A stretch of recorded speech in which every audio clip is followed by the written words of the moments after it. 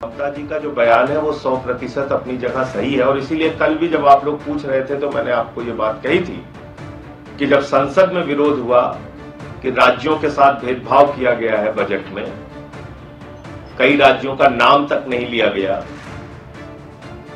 कोई धन आवंटित नहीं किया गया जिस हिसाब से उनको जरूरत थी, तो ये भेदभाव के खिलाफ जो प्रदर्शन हुआ था उसमें टीएमसी भी शामिल हुई थी। तो ऐसी स्थिति में अगर आज वो गई हैं तो इसके पीछे सच्चाई जानने का उनका मकसद हो सकता है। वो गई, सच्चाई से रूबरू हुई और उन्होंने आके जो वक्तव्य आपके सामने दिया है वो सच्चाई है। বাংলাকে বঞ্চনা এবং বাজেটের সমালোচনা করার সময় মুখ্যমন্ত্রীর মাইক বন্ধ করে দেওয়া হয়েছে নীতি আয়োগের বৈঠকে, এমনই অভিযোগ করছেন মমতা বন্দ্যোপাধ্যায়। কেন্দ্র যদিও বলছেন যে অসুস্থ বলছেন মুখ্যমন্ত্রী মমতা বন্দ্যোপাধ্যায়। কি বলেছেন শান্তনু সেন, তৃণমূলের মুখপাত্র, দেখুন।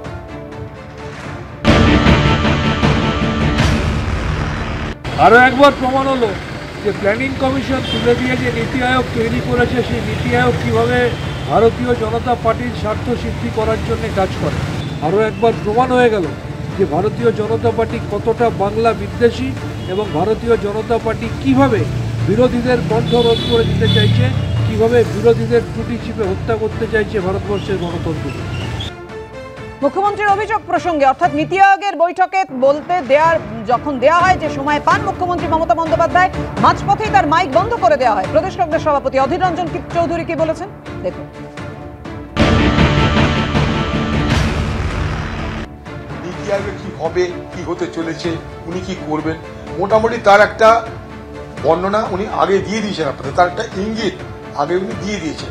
মমতা ব্যানার্জির এখন সমস্যা হচ্ছে জাতীয় ক্ষেত্রে রাহুল গান্ধীর উত্থান।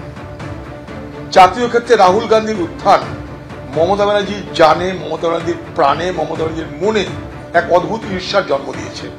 তাই তাকে দেখাতে হবে যে তিনি জাতীয় নেত্রী হিসেবে আজও প্রাসঙ্গিক। তাই বাকি কেউ কিছু নয়, আমি মমতা ব্যানার্জি, আমি এখানটা সবকিছু পারি। তাই তোমরা কি করেছো না কিছু দেখার দরকার নেই।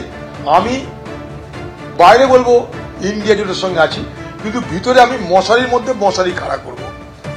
মমতা ব্যানার্জি যখন মশারির মধ্যে মশারি তৈরি করে না শ্যাম রাখছে, কুল রাখছে, সব মিলিয়ে তিনি এক ঢপের রাজনীতি শুরু করেছেন।